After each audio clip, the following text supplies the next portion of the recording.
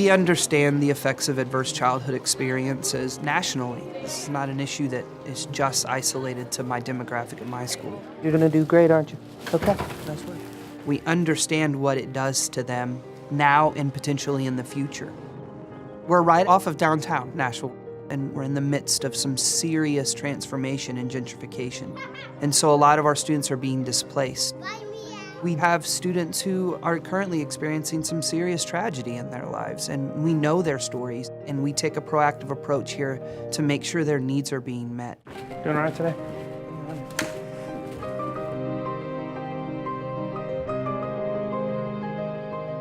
The old approach was you're at school, you need to be at school and play school, and it was compliance driven. But the trauma approach is taking a completely different lens. They have to feel safe, they have to feel nurtured, and they have to feel supported.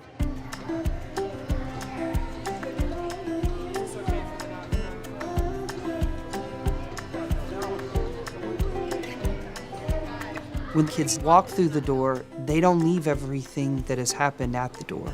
They're still developing emotionally, they're still developing cognitively, and we want to give them the ability to do that in a safe environment that is school. To be quite frank, this transformation is more about adults than it is kids. You had a perfect day. It's about giving the teachers the understanding and support to be able to meet the needs of the kids on a basic level. 1, 2, 3, 4, 5, 6, 9. There was a big mind shift, for me especially. My students might have had a bad day, something happened at home, no one was home last night. You can't just be like, come in and do math now. So when they know they can trust you and they talk to you, their academics start to blossom. Good.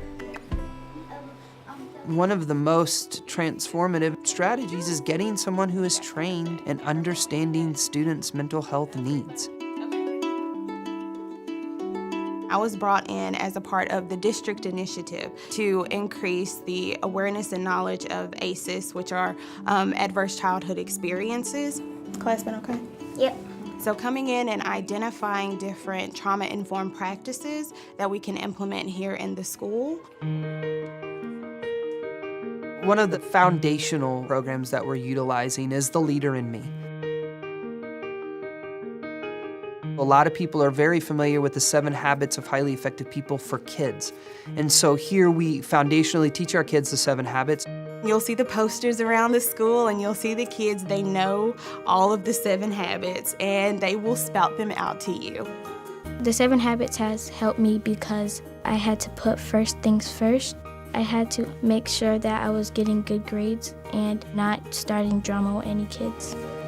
We also build the students' capacity to develop their leadership skills by giving them a class in leadership. It's part of our specials rotations. Kindergarten through 4th grade are part of the Leader in Me curriculum. Be proactive, be proactive. We share this common language. It is so amazing with putting everybody on the same page.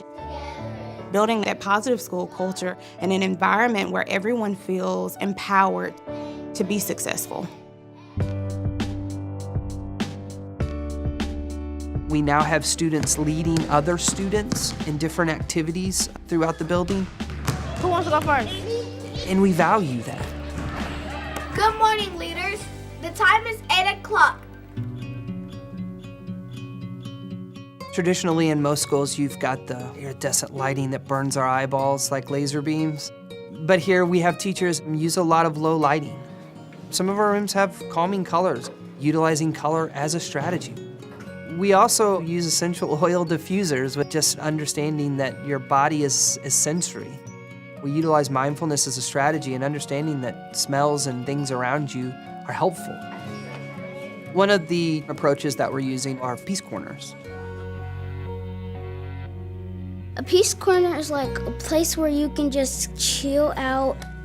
If I get like really frustrated and feel like I'm gonna yell, or when I feel really sad about to cry, I go to the peace corner. It's a proactive approach. And so many times we give kids strategies, but we don't give them a time or a place to practice those strategies. We've really put a lot of effort in building positive relationships. Under that, there are strategies, and one of them is our check-in and check-out system. Hey, Mariah. Hi. You ready to have another great day today? Yep. Awesome. My check-in, check-out buddy, her name is Mariah, and she's in 4th grade. She comes to see me at the beginning and the end of every day. What are your goals for today? Listen, be on task, and nice. Awesome. She has 3 goals every day that she works on. She can get 0, 1, or 2 points for each of her goals. And then at the end of the day, they know where they are. How was your day? Good. Actually, it was fantastic. Fantastic. People will see a point sheet, but the most motivating piece of our check-in and check-out system is the mentor-mentee relationship.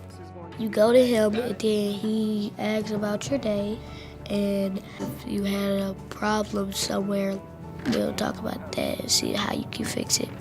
The child knows every day they come in this building that somebody's excited to see them in the morning and excited to see them right before they leave. So, do you think you knocked it out of the park?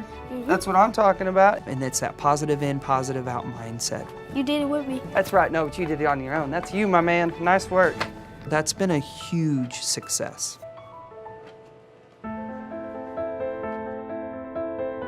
Last year was a tough year. It was really tough. We didn't have the support systems fully in place that we have now. I didn't support teachers in the way that I should have and could have because I was a new principal, and I just didn't know how. But that all changed at the end of the year when we all just as a team sat down and said, we've got to do something different. Our paradigm has to shift, where we're talking about not only how to support students, but how to support yourself, self-care. We know you can't help others until you help yourself. Sometimes this job is hard, this job is exhausting, sometimes you just need a minute. Tap in, tap out is something that we've developed. You can text someone and be like, hey, can you cover my class? Can you give me a second? And we will gladly cover one another. You'd sometimes just need to ask for help. And it's okay. And it's really accepted here and it's promoted. This is great. That's great. Operating a trauma-informed approach is a blanketed approach for all kids. You all have done outstanding work. We have to be able to help them manage their experiences in productive ways. What's your favorite on there? It's not compliance-driven, it's a we've got your back approach.